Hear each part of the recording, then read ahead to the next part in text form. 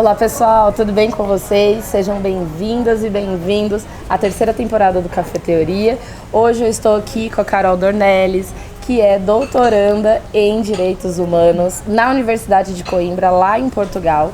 E ela vai falar com a gente sobre ditadura, sobre esses 20 anos de sombra que nós vivemos e algumas consequências, né? Vamos contextualizar com o nosso momento atual, né? De política mesmo que nós estamos vivendo, enfim. Vou deixar a Carol também se apresentar e seja bem-vinda ao canal, Carol. Obrigada, Marcelo.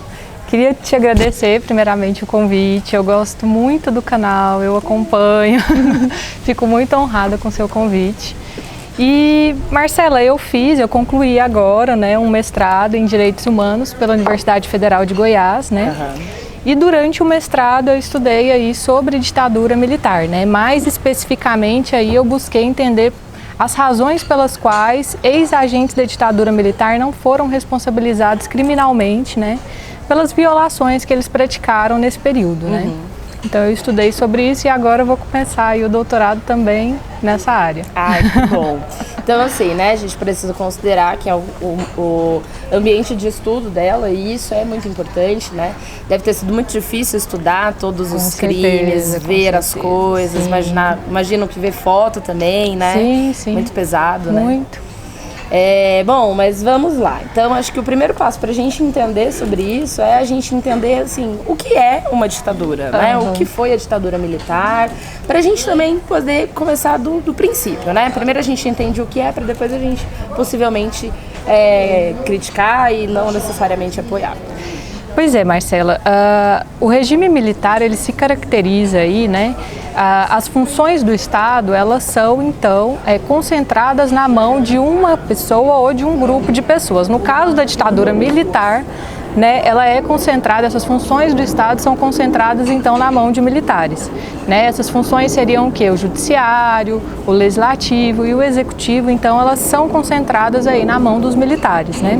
As eleições nesse período não são eleições diretas, são indiretas, né? Não é o povo que elege ali os seus representantes. É alguém que faz isso pelo povo. Isso, e esses períodos são caracterizados aí por muitas violações de direitos humanos. Por quê? Porque eles não toleram oposição, eles não toleram que pessoas discordem, né, do governo deles. Então, todas as pessoas ali que discordam acabam sofrendo punições por isso, né? Seja ali com perda do cargo público que elas ocupam, seja com prisões, torturas, né, assassinatos. Então, e a gente tem também muita censura nesse período, né? Justamente por eles não aceitarem essa oposição, eles censuram. Então, tudo tem que passar ali pelo crivo deles para ir a público, né? Então, a gente tinha censura aí de música, de filme, né? De tudo que ia ali para a mídia, eles censuravam ali, né? Passava pelo crivo deles antes. E esses 20 anos, né, que a gente viveu durante esse período, quais foram as consequências que a gente tem até hoje, né, as consequências que a sociedade vivencia por esse longo período? Durante o período da ditadura militar, como eu disse, aconteceram aí diversos tipos de violações. O caso brasileiro, o Congresso Nacional chegou a funcionar. Né, o judiciário chegou a funcionar, só que o que eles faziam? Não podia ter oposição, tinham que ser membros ali que concordassem com o regime. Então eles tiravam ali as pessoas que não concordavam com eles, né? Rolava muita troca, assim, né? Tiravam um, colocavam um que concorda, né? No próprio STF teve isso, né? Então teve também essas violações que eu disse, muitos crimes foram praticados nesse período contra pessoas que se opunham a esses regimes, né? A esse regime militar. Um desses torturadores que ficou mais conhecido aí na época da ditadura militar foi o coronel Carlos Alberto Brilhante Ustra, né? Só um parênteses, eu achava... Ai, a ignorância é uma bênção, né? Eu achava que brilhante era porque era um elogio, mas não, gente. É o nome do cara. De brilhante não tem nada. Ele não tem absolutamente nada. Então, o Carlos Alberto Brilhante Ustra, ele comandou o DOI-CODE do 2º Exército, né, que ficava ali na cidade de São Paulo durante a ditadura. E esse DOI-CODE aí foi responsável por muitas torturas, né, aconteceram muitas violações de direitos humanos ali dentro e ele ficou muito famoso, né, o Carlos Alberto Brilhante Ustra, por conta aí do Bolsonaro, que eu não sei se você se recorda, mas na votação do impeachment da presidenta Dilma Rousseff, ele prestou uma homenagem aí ao Carlos Alberto Brilhante Ustra. Que inclusive foi um torturador dela, né? Foi o torturador da própria Dilma, né? Tem um caso famoso também, que é o da Amelinha Telles, a Amelinha que era do PCdoB, foi presa, né, na época da ditadura militar, foi torturada pelo próprio Carlos Alberto Brilhante Ustra, que chegou a levar os filhos dela para verem a mãe sendo torturada. Filhos assim de 4, 5 anos de idade para ver a mãe ali toda ensanguentada sendo torturada. Então esse foi o cara ali que sofreu, né, que recebeu uma homenagem aí do presidente da República e que é considerado um herói nacional aí por ele. Por ele, sim, pelos filhos dele, sim, né? E aí a gente já traz essa lógica para agora, né, para o nosso momento, para a atualidade. Então, infelizmente, eu me recordo muito claramente disso, porque eu estava assistindo também. nesse dia e eu fiquei espantada com a cara de pau do marido da Michelle de fazer isso. Sim.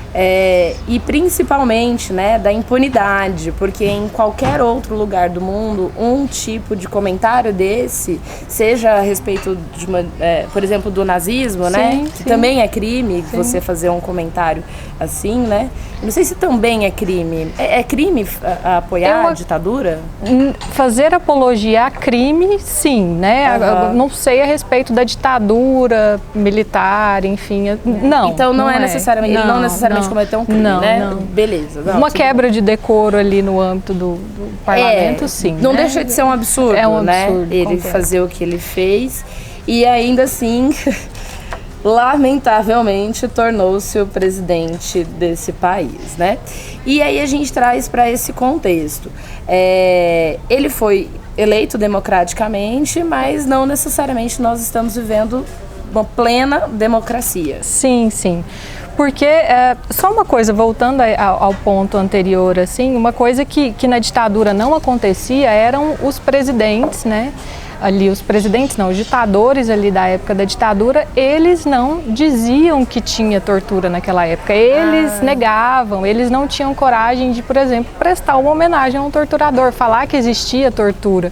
Nem eles naquela época, né, porque sabia que ali ia ficar feio para a imagem, né, do Brasil fazer isso, que o Bolsonaro ali já faz então era sem velado, problema nenhuma. Era mais velado, era mais velado. Não existia certeza, na verdade existia certeza, certamente, sim. Mas eles fingiam que não existia. Que nada estava acontecendo. Entendi. Então, a gente tem vivido muitas falas né, do marido da Michelle em relação a vários aspectos, mas essa ainda é uma fala muito marcante justamente por esse peso histórico que tem, né? Sim. Dessa homenagem e de todas as coisas que ele vem, que trazem como consequência até para as pessoas que sobreviveram, que estão vivas ainda ou são filhos e filhas de pessoas que viveram na ditadura, né? Então, mas de qualquer forma a gente ainda está em uma democracia, podemos dizer isso? Na verdade, assim, não é porque, né, o nosso presidente aí foi legitimamente eleito, assim, pelo povo, enfim, por meio de eleições diretas, que a gente está numa democracia. Então, existem outras coisas que caracterizam uma democracia, né, um Estado democrático de direito. Então, para que exista esse Estado democrático de direito, tem que haver respeito à Constituição Federal, né? Se a gente não respeitar a Constituição Federal, a gente não está no Estado democrático de direito, mas no estado de exceção. Né? Então a gente tem que ficar atento a isso, sabe? A esse limite de, apesar de ter sido eleito democraticamente, mas existe um limite ali para manter-se na democracia. Sim, exatamente. Tem que haver ali respeito às minorias, né? Respeito aos direitos e garantias fundamentais, né? Se começar a passar por cima disso tudo, a gente para de viver no Estado democrático de direito, porque o presidente ele se submete à Constituição, né? Ele se submete a isso, ao povo, à Constituição. Ele não está acima dessa Constituição, né? Não está. Então, ele precisa considerar que, de fato, é a pessoa, vamos dizer assim, mais poderosa do país, mas mesmo assim, tudo que ele for fazer, ele tem que fazer pensando democraticamente, pensando constitucionalmente. Com certeza. Né? Entendi. Bom, então foram anos muito difíceis, com graves consequências. Acredito que para você não tenha sido muito fácil também estudar isso, constatar e vivenciar uma realidade tão cruel que a gente tem visto, né? De pessoas com muita frequência elogiando esse período, né? Pedindo esse período também, né? Sim. O pedido de intervenção militar é terrível, né? Esquisito, né? Muito. Entendi. Porque retira aí, né, de você o poder de escolher, né? De poder escolher os seus representantes. Por que a gente quer intervenção militar? Porque a gente não dá conta, né? Da gente mesmo conseguir ali escolher nossos representantes, né? Então, assim, não tem sentido, né? Assim. Infelizmente, algumas pessoas ainda pensam assim, mas é importante, né? Tomara que essas pessoas, inclusive, estejam assistindo ao vídeo. E pra gente finalizar, então, a ideia, né, que a gente precisa ter. Estamos ainda numa democracia porque ainda há o respeito da Constituição. No entanto, precisamos estar sempre atentos para que isso não seja violado e a partir desse momento a gente entra num estado de exceção. Isso. Exatamente. Não sei nem se estamos. Não dá nem pra complicado, não garanto isso. Espero que sim. Mas... Eu espero. Nossa, agora eu fiquei relativamente triste. Carol, muito obrigada pelo papo, muito obrigada. Boa sorte no doutorado, que você consiga desfrutar de muitos aprendizados. Boa sorte para conseguir estudar coisas, né, relacionadas aos direitos humanos sem sofrer tanto, como eu imagino ter sido estudar isso no mestrado. Sim. E boa sorte. Quando quem sabe, gente, pode fazer lá um cafeteria em Portugal. Lá em Portugal, ia ser maravilhoso. Ia ser maravilhoso.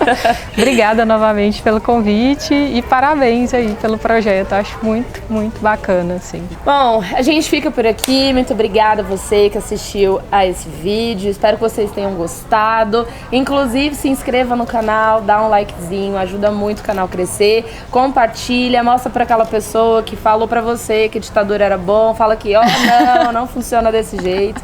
E até o próximo vídeo. Até mais. Tchau, tchau.